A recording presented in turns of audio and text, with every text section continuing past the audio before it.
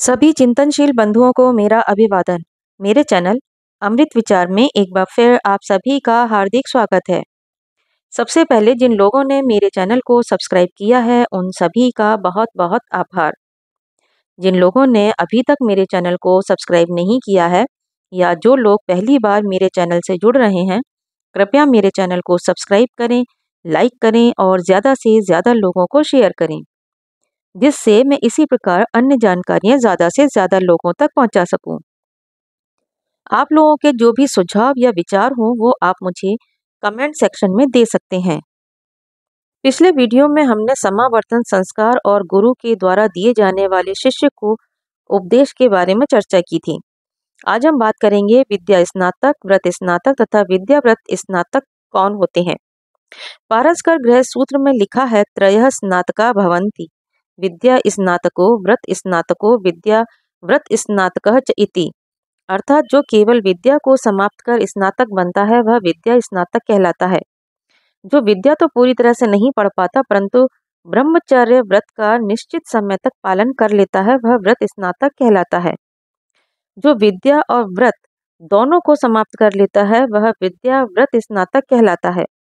विद्या व्रत स्नातक की स्थिति शिक्षा की दृष्टि से सर्वोपरि थी। विद्या व्रत स्नातक का क्या अर्थ है, इसे एक छोटे से दृष्टांत के माध्यम से हम समझने का प्रयास करेंगे।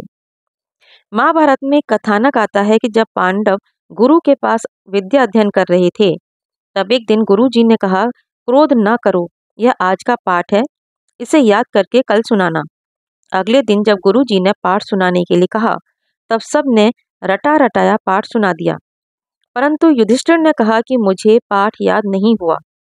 यह सुनकर सभी बालक हंसने लगे, परंतु गुरु जी ने गंभीर मुद्रा में पूछा कि यह छोटा सा पाठ तुम्हें याद क्यों नहीं हुआ।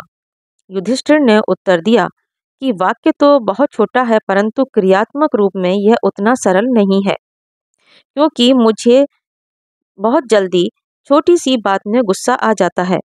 जब तक मुझे क्रोध आना बंद ना हो जाए तब तक कैसे कह दूं कि यह पाठ मुझे याद हो गया।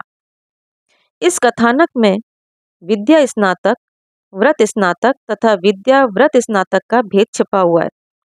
विद्या स्नातक उसे कहते थे जो ग्रंथों का अभ्यास कर लेता था।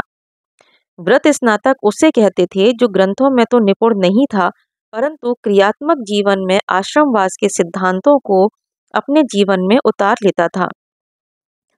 विद्या व्रत स्नातक वह था जिसका अध्ययन तथा आचरण दोनों एक स्तर पर आ जाते थे, अर्थात जिसकी कथनी और करनी में तालमेल बैठ जाता था। वैदिक शिक्षा का उद्देश्य मात्र किताबें रटा देना नहीं है। इसका उद्देश्य शिक्षा द्वारा सीखे हुए सिद्धांतों को जीवन में क्रियात्मक रूप से ढाल लेना है। इसी लक्ष्य को सामने रखकर वैदिक पद्धति विद्या व्रत स्नातक का निर्माण करती थी।